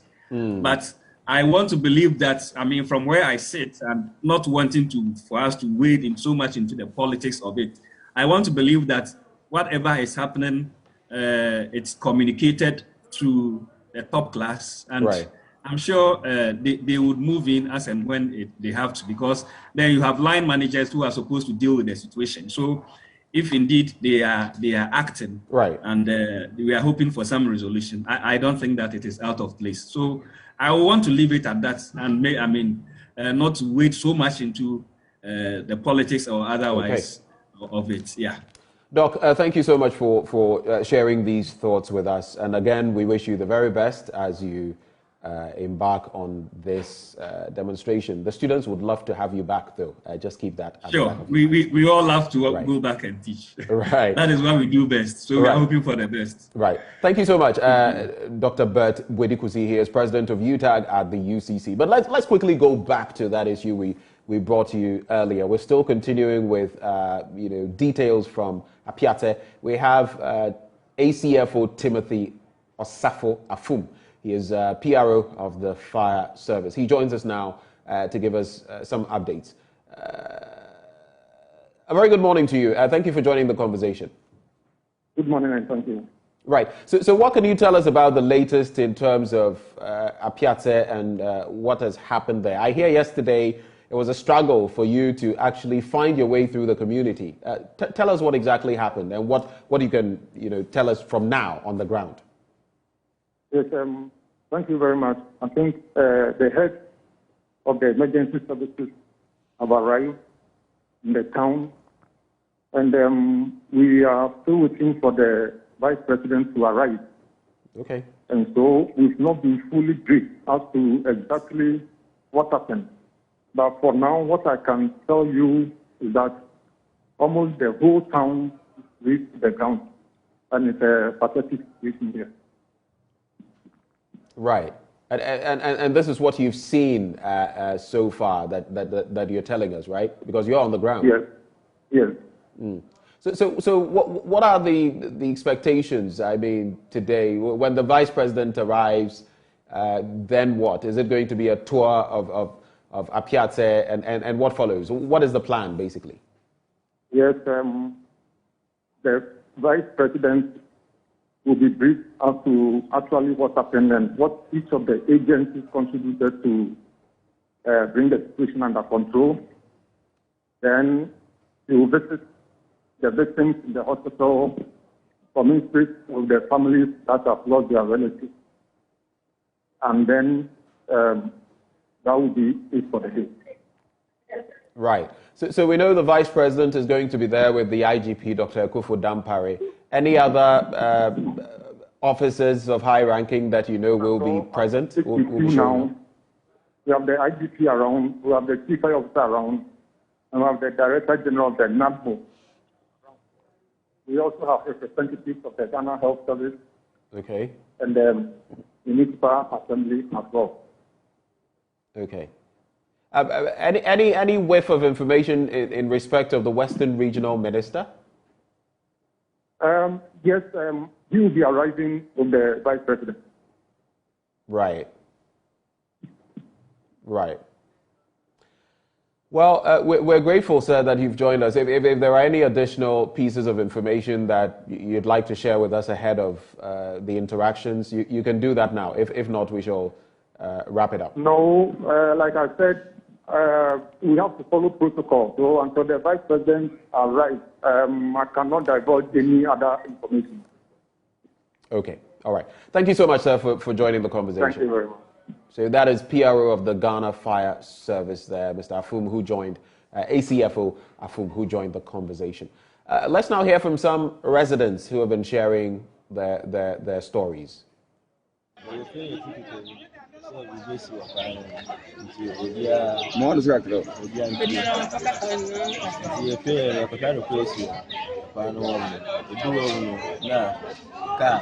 Yeah, we actually accident we get them.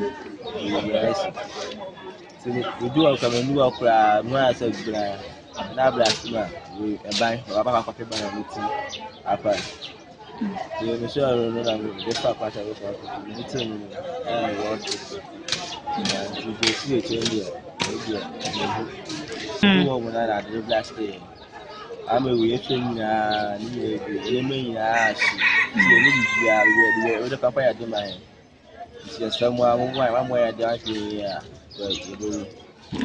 I come back and say, we want Mutiana in a piece, FM station of best FM.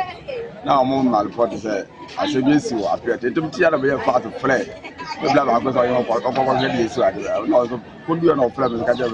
Yes, no, you can say me, Jai. Now, we could go to do ya. It is in an order. I felt the W and the world is what we to the Danny Nebu. And the young yellow soil blog now, so the chance in the higher Rasta, no also. Now, I felt this idea to him. I appear to Madame Messi or any say, sorry, that's why me and Kupon the Empatchen and a one of 1146. Na tank be a cover blasting no more the Babasian for site. No do one more a bed tools, accidental one more. How many people who are sure one part. Beginning there, Nipa 7 at a sport, one die. No one will play player who was expected to be so big. I know I'm a pro night and after Kansam Sana, and every year say, Young Fire be we are some telling them my dear Academy. Yes, slap and say, Mama, dear, I am not beautiful. Mob wine. Young Queen, yes, idea. I buy a bema, can I buy a mem the air mobile? That they did me a blue. The farm will take us in the journey. Oh, I said, Caraba. I said, Tanga, all banner. Moto. Across now, Upper Share, China. Upper Share, China, Pompey Diana, the top. Stand all for you and get the man and drive on it, also down the original. You can't come out, original, you simple managers that carry the good. I said, they are you, you know, you say, yeah, one book I saw to the mobile. They tell you, Bram will be at it. The end of the day, I suppose you know, I can't. I said, now I ever I thought that. Crazy. Them na motin won kana mo bahai. The man not pepe. Any day we be asem ni be 7 to 8 ni mu no what the car ba there. Nwa ya de ya show ya de abubu nyina na ye wo life ni de. Nwa beje a bokoso parish ya da ma de. Yemre na yemre ma. Nti enyina wo de car twi ye nyina me ya ba mu no. Emi amiri ko se mma mi ni fio malami fio ni nyina gre apeti kro ni de koduwa lento e de hu da kumpo si wo de oye papa e dan so be ponsa ne fa nyina la wa acha de ye hia lo onye ye